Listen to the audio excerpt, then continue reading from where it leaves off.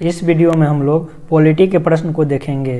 पहला प्रश्न है, सरकार की मंत्रिमंडल प्रणाली की सबसे महत्वपूर्ण विशेषता है। आंसर हो जाएगा ऑप्शन नंबर बी, सामूहिक उत्तरदायित्व। अगला प्रश्न है, नागरिकता प्राप्त करने के लिए शर्तें निर्धारित करने वाला सक्षम निकाय कौन सा है। आंसर हो जाएगा ऑप्शन नंबर सी, सांसद।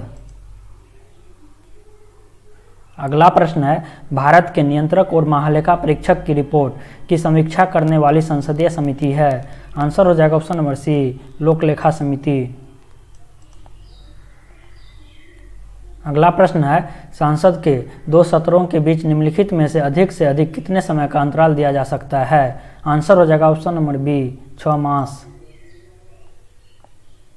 अगला प्रश्न है, राज्यसभा के सदस्य के लिए न्यूनतम आयु है। आंसर हो जाएगा ऑप्शन नंबर सी, 30 वर्ष। अगला प्रश्न है, भारत के उपराष्ट्रपति पर अभियोग किसके द्वारा लगाया जा सकता है। आंसर हो जाएगा ऑप्शन नंबर सी, राज्यसभा। अगला प्रश्न है, संसद के दोनों सदनों के बीच गतिरोध की स्थिति में संयुक्त अधिवेशन की अध्यक्षता कौन करता है। आंसर हो जाएगा ऑप्शन नंबर सी, लोकसभा अध्यक्ष।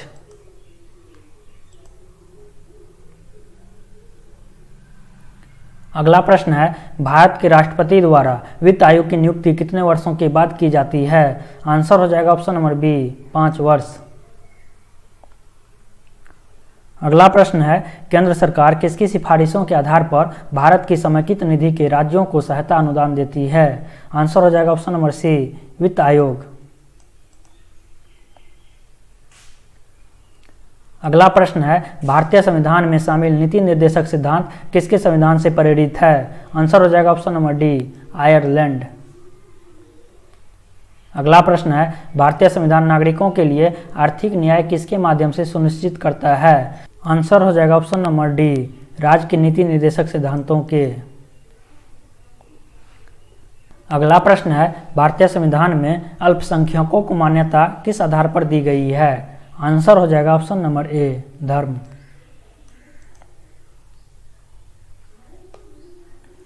अगला प्रश्न है, निम्न में से कौन सा मूल अधिकार केवल भारत के नागरिकों के लिए है। आंसर हो जाएगा ऑप्शन नंबर डी, अभिव्यक्ति का अधिकार।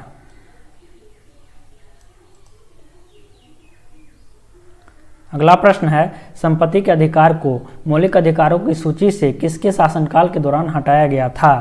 आंसर हो जाएगा option number B, Morarji Desai सरकार। अगला प्रश्न है, उच्चतम न्यायालय द्वारा कितने प्रकार की रिटें जारी की जा सकती है। आंसर हो जाएगा ऑप्शन नंबर सी, 5। अगला प्रश्न है, निम्न में कौन सा संशोधन अधिनियम मिनी संविधान माना जाता है। आंसर हो जाएगा ऑप्शन नंबर सी, 42वां संविधान संशोधन अधिनियम 1976।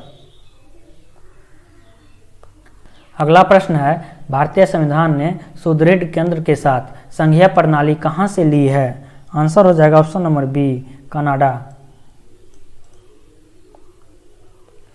अगला प्रश्न है, निम्नलिखित में से किस ईस्वी सन में भारतीय नागरिकों के मौलिक कर्तव्य संविधान में शामिल किए गए थे।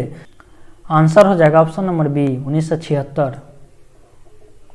अगला प्रश्न है, भारतीय संविधान की रचना के समय संविधान सभा का संवैधानिक सलाहकार कौन था। आंसर हो जाएगा option number C, B N. Rau.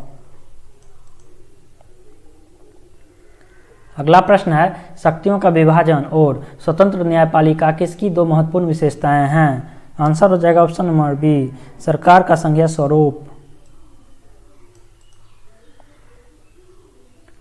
अगला प्रश्न है, भारत पूर्ण संप्रभु लोकतांत्रिक गणतंत्र कब बना। आंसर हो जाएगा ऑप्शन नंबर डी, 26 नवंबर 1949। अगला प्रश्न है, संविधान बनाते समय निम्नलिखित में से कौन सा आदर्श प्रस्तावना में शामिल नहीं किया गया था। आंसर हो जाएगा ऑप्शन नंबर सी, समाजवादी।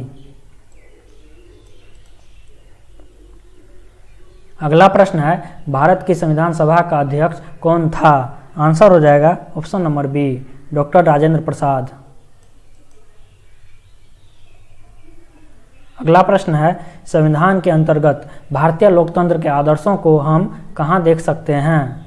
आंसर हो जाएगा ऑप्शन नंबर ए, प्रस्तावना। अगला प्रश्न है, निम्नलिखित में से किस अधिनियम में नियंत्रक महालेखा परीक्षक नाम पद का सुझाव दिया गया? आंसर हो जाएगा ऑप्शन नंबर बी, 1919 का अधिनियम।